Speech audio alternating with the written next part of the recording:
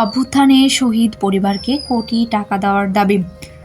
জুলাই গণ অভ্যুত্থানে আহত ও শহীদ পরিবারকে রাষ্ট্রীয় স্বীকৃতি সহ একাধিক দাবিতে রাজধানীর শাহবাগে অবস্থান কর্মসূচি পালন করেছেন আহত ও শহীদ পরিবারের একদল সদস্য।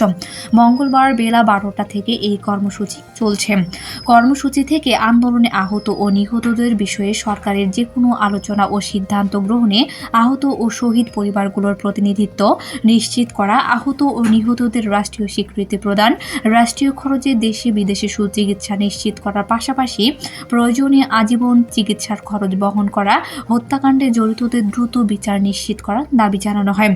এছাড়া আহত ও শহীদ পরিবারগুলোর নিরাপত্তার জন্য সুরক্ষা আইন প্রণয়ন, আহতদের পুনর্বাসনের গণ অভ্যুত্থান কল্যাণ ট্রাস্ট প্রতিষ্ঠা, চাকরির ব্যবস্থা করা এবং শহীদ পরিবারগুলোকে এককালীন 1 কোটি ও আহতদের 50 লাখ টাকা ক্ষতিপূরণ দেওয়ার দাবি জানানো হয়। এ সময় আহত ও শহীদ পরিবারের পক্ষ থেকে এই কর্মসূচির মুখপাত্র পরিচয় দিয়ে আমিনুল ইসলাম ইমন বক্তব্য রাখেন। তিনি বলেন, এর আগে আমরা প্রেস ক্লাবে সংবাদ সম্মেলন সহ 2টি সুশৃঙ্খল কর্মসূচি পালন করেছি। আমরা আজকেও এখনো পর্যন্ত সুশৃঙ্খলভাবে কর্মসূচি পালন করে আসছি। আমরা এখানে যারা দাবি দাওয়া নিয়ে এসেছি, আমাদের প্রত্যেকের পায়ে বেড়ি পরানো আছে, প্রত্যেকেই আহত। তিনি বলেন, কতিপয় সুবিধাবাদী লোক বাংলাদেশের জন্মলগ্ন থেকেই ছিল, এখনও আছে।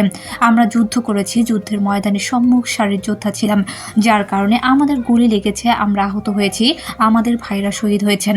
আহত ও শহীদ পরিবারের এই কর্মসূচিকে অন্যদিকে মোড় ঘোরানোর চেষ্টা করছে জানিয়ে আমিনুল ইসলাম বলেন, আমরা 2-3 দিন ধরে মিডিয়ায় দেখেছি আমাদের আহত ও শহীদ পরিবারদের কিছু গ্রুপ রয়েছে।